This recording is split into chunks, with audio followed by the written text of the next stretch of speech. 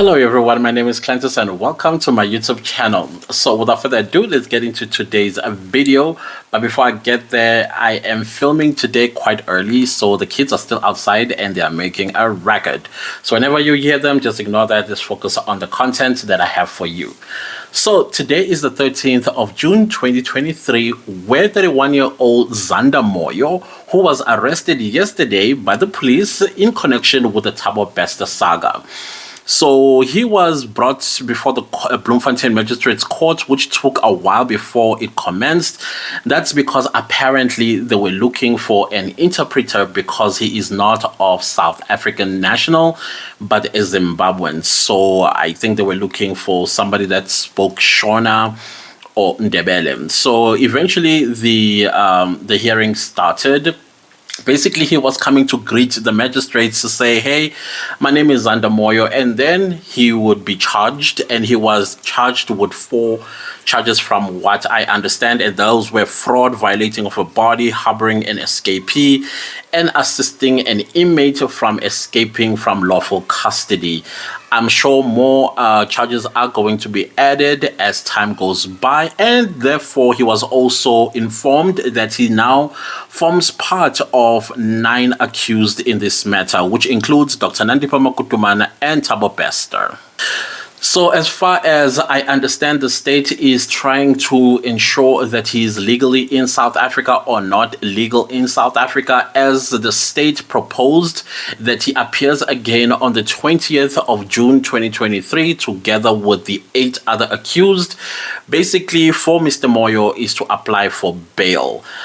I don't think that he is going to be granted bail whether he's legally in South Africa or illegally in South Africa, because he is definitely a flight risk. I was looking at his body language and I was thinking probably he regrets why he did not escape the country. Just like many others that I think are going to be arrested, they were banking on that maybe they will fall through the cracks and nobody will know about their involvements. And that's why I keep saying, if you were involved in any way, go to the police and say, "Aye, guys, I'm just handing myself over. I don't know what the process is going to be, but I'm willing to defend myself how I played a part. Whether I knew or didn't know that I was playing a part, just go. I mean, it's for your own good." So, of course, Zanda Moyo was then also given an opportunity to be told that he does have a right to his own legal representative. He can represent himself, or he will get a state-appointed lawyer to represent him during this matter. Of course, he then requested to the court that if he be allowed to consult with his family. I'm not quite sure if he's going to let them know that he's arrested, or he's going to sit down and make calculations of monies that they have to see if they can hire a lawyer for him, or maybe, I don't know, whatever the reason was. So, of course, that request was granted by the Bloemfontein Magistrates Court, and the postponement of his next hearing was to also give him the opportunity to contact his family. Then the issue of language was also touched. Because he comes from Zimbabwe, the magistrates wanted to know which language he would be comfortable in with the proceedings of the court with, and he said he does not mind isiZulu because isiZulu is close to Ndebele. But then again, I have heard Zimbabwean Ndebele and South African Ndebele, they're not that far apart. I also agreed with the magistrate that a Ndebele interpreter should rather be called so that he would understand the proceedings against him without having to question a certain Zulu word, because isiZulu, you may think it is close to other languages, but for example, ukudinwa in Zulu is to be angry, but ukudinwa in Xhosa means tired, for example, things like that. So we don't know what ukudinwa in Ndebele is, especially in Ndebele from Zimbabwe, and ukudinwa in Zulu. You know, so that's why the magistrate was like, no, let's get an Ndebele-speaking interpreter to assist with the proceedings so that he understands what he's facing. So, like I said, I don't think that he will be granted bail whether he's here in South Africa legally or illegally, and I don't think it's going to be in the best interest of justice that he be set out free Also, it is in the best interest of South Africans so that they don't go up in arms because he was granted bail, and then when he skips the country, then a hullabaloo is going to be all over social media because the state let him go on bail. So I think that bail application is definitely going to be opposed, and definitely he will be remanded in custody until the entire trial is over. So yeah, it has been confirmed that he is Zanda Moyo, the Zanda Moyo that we've been hearing about, claiming bodies. Of course, he's the guy that claimed Katlego Bereng's body, assisted by Dr. Nandipha Magudumana, because they knew that the body was going to be a decoy for Thabo Bester's escape. I think this Zanda Moyo is the same person that bought the 2 bags of mini meal, put them in that coffin, and pretended that Mr. Bereng was the deceased, who was his brother. So I guess that is it about that little update. It was a very short court appearance. I think it lasted like 14 minutes or something like that. And it was quite interesting to watch. And I also was very interested on this guy's body expressions. He seems to be like in Wonderland. Like, what's happening? Maybe because he was watching a lot of maybe videos like ours, where Natasha Jansen looked so innocent. In fact, we still believe that she's innocent. And so he thought maybe if we play that same game, we'll buy his sympathy. But unfortunately, man, you went and claimed people's bodies and pretended they were your brother when you fully knew that it was going to go into the Mangaung Correctional Center to aid and abet the escape of Thabo Bester. So try again. Anyways, guys, I also want to answer a question. There's this question that I've been getting on my DMs about what do I think happened on that fateful night that Senzo Meyiwa passed on. I was like, I do have theories. As a matter of fact, I've got 2 scenarios that are possible, and I am going to tell you what my scenarios are. Guys, I want to emphasize none of what I'm going to say in this video is true. It's not factual. It's just me rubbing my 2 IQs together like I always do. This 2 IQ thing, I'm talking to the people at the back who always come to my comment section pretending to be pseudo intellects, telling me how, okay, never mind, you know who you are. I got 2 IQs that I usually rub together, and then my brain goes on overdrive thinking and making all kinds of senses and logic in my head. That makes sense to me. It might not make sense to you, but it makes sense to me. And so, and this is a public gallery anyways, so whenever there are criminal matters that are happening in the criminal court, we are the public gallery. And this public gallery, sometimes I do tend to make scenarios in my head to try and find the truth. And I would say this, and I will say it again, as I've said it back in 2014 and 2015, that the people that know who killed Senzo Meyiwa are one of the 7 people that were in that house. I don't believe that the Khumalo mother was involved, but she's definitely a witness to everything that had happened or transpired in her house that particular day. So one of the 7 is definitely the killer as far as I'm concerned when I look at the possible scenario. And I keep zooming in on one individual and one individual only for the reasons that when Senzo Meyiwa was shot, he was the first one.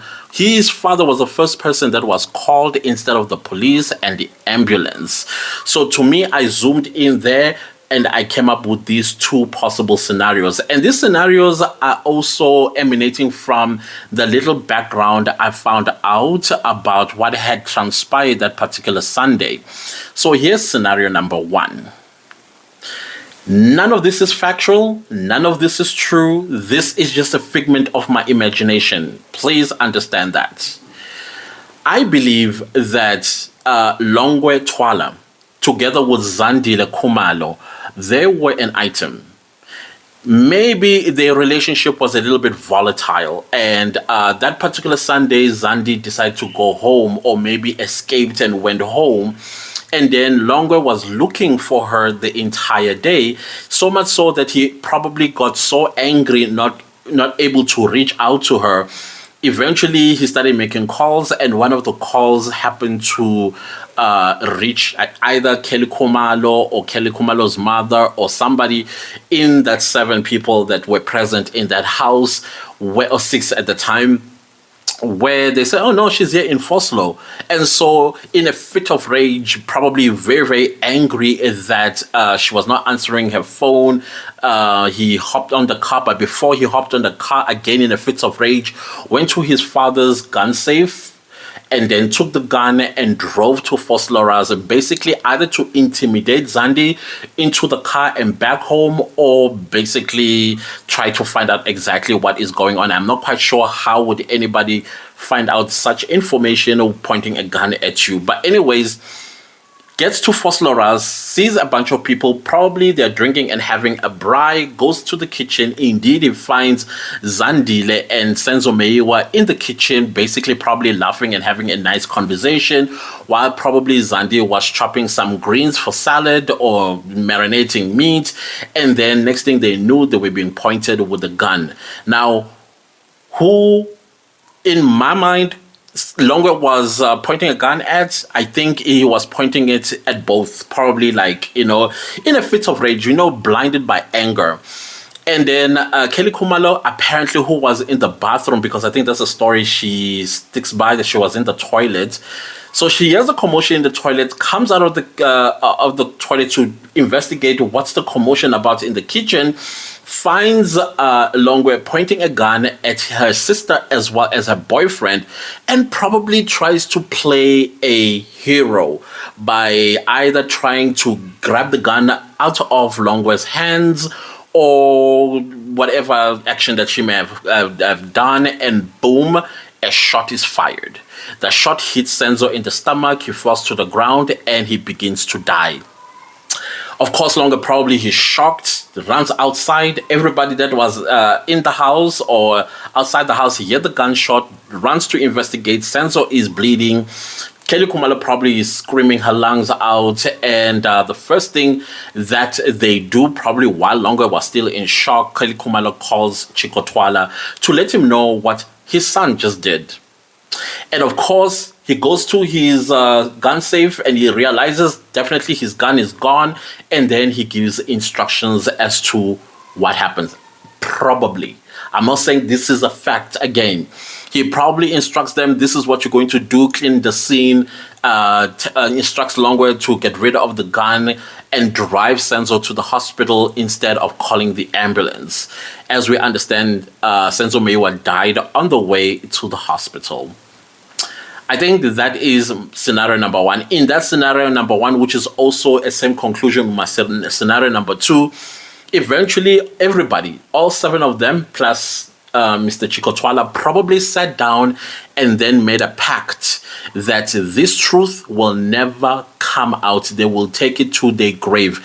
No matter how drunk or high they are, this will never come out.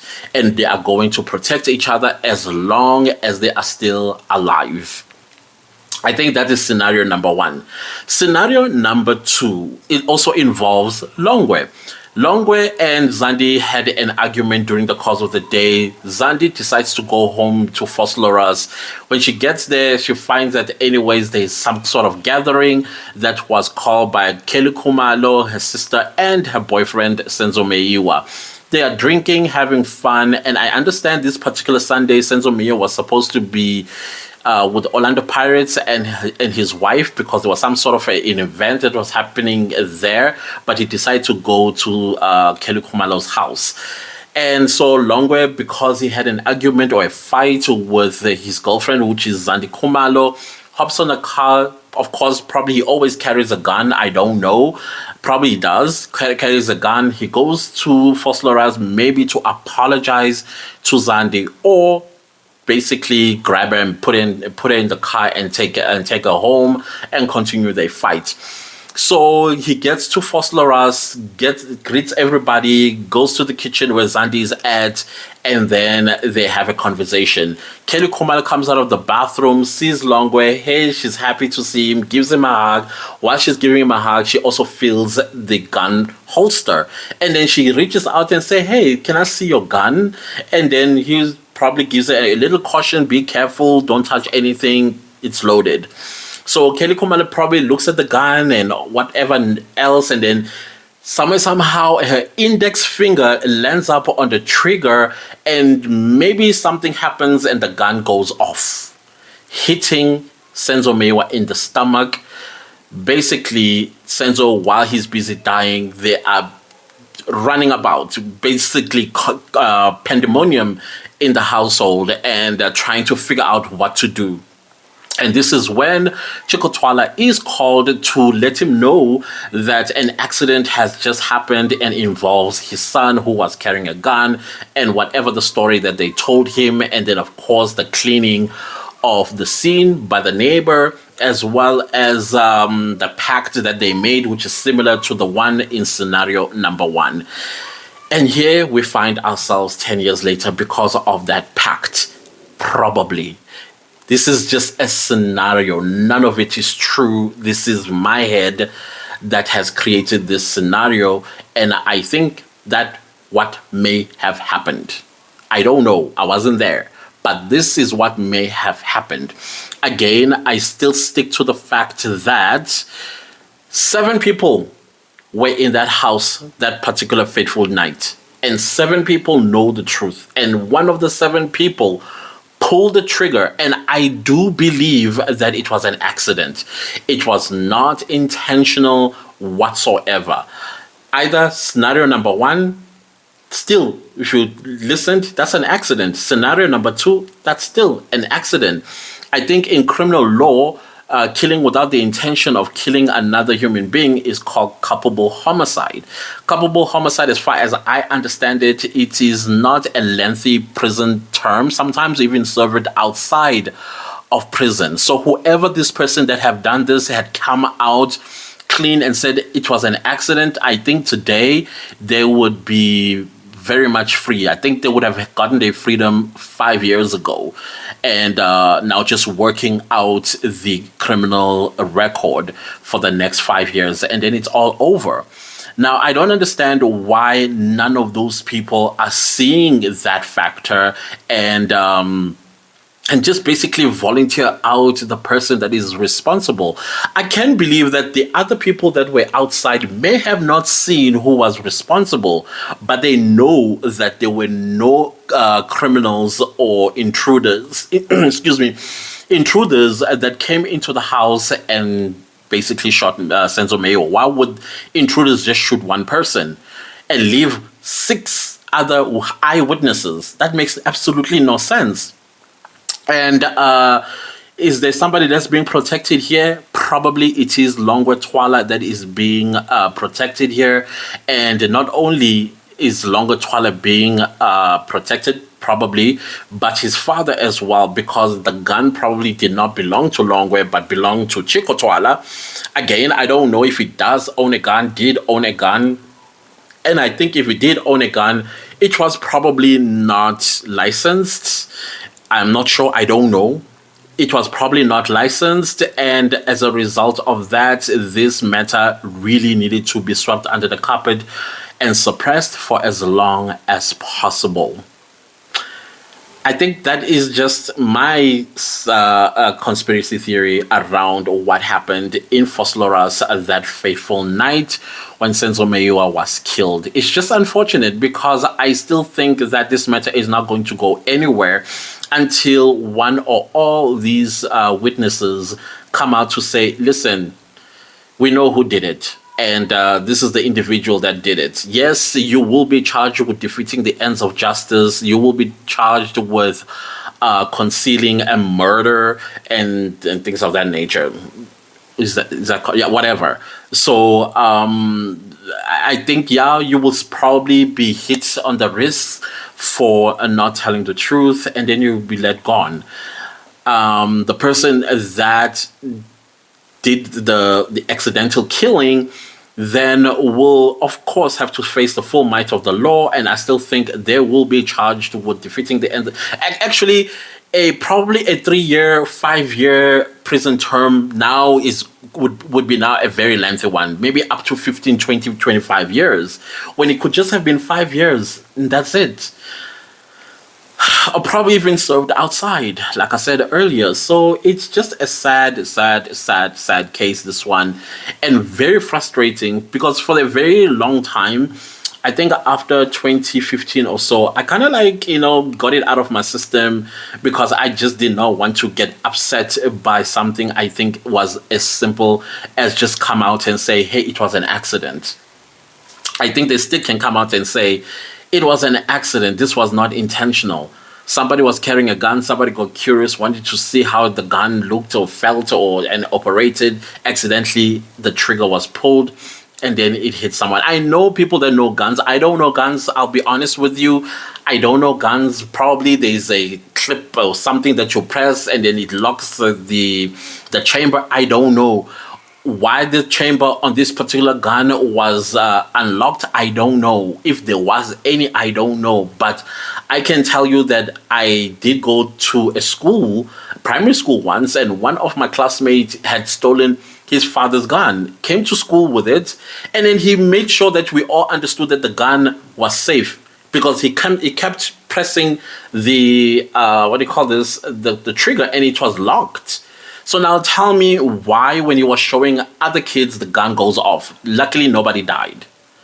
But of course, the father was picked up by the police for criminal negligence. And then I think he was sentenced to about 7-8 months in prison, which he did not serve. But he had a criminal record because of his 11-year-old son who took a gun to school. So I don't know how guns operate. I'm not interested in guns whatsoever, but something like that could have happened. And why couldn't they explain it? Why couldn't they say it was an accident? Why would they do something like this to the Meyiwa family? Because this is heartbreaking. At this point, I feel, and I still say, this is a mistrial. And if there's going to be a whole new trial, I don't know, and I don't know what the new trial is going to reveal, because I don't think it's going to reveal anything.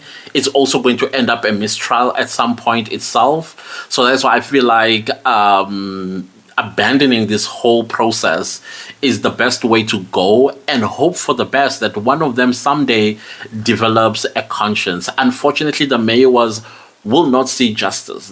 Senzo Meyiwa himself will not see justice.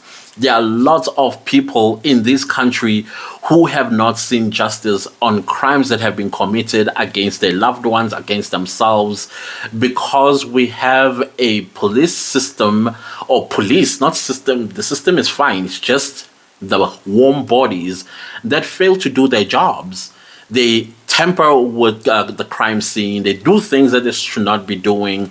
And probably in this case, collaborated with the suspects, collected monies. I mean, we did see, I think, one of the investigators basically falling apart while he was on the stand testifying. So those are sort of things that I feel will not make a difference in your new trial. Of course, I think this judge that was presiding in this matter is not returning. Judge President Ledwaba will make sure that he's not going to return. And if they assign a new judge, what difference is that going to make? Evidence is lost. It's been almost 10 years. So let's wait for somebody to develop a conscience and say, you know what, I'm done. I'm done. I'm just surprised that it has taken them this long to develop that conscience. I don't know. We are dealing with very cold-blooded people here. Anyways, guys, that is it with this video. If you liked it, give it a like. If you did not like it, give it a like. Anyways, also leave me a comment down below and let me know what you think of my two scenarios. Which one do you think is highly likely one?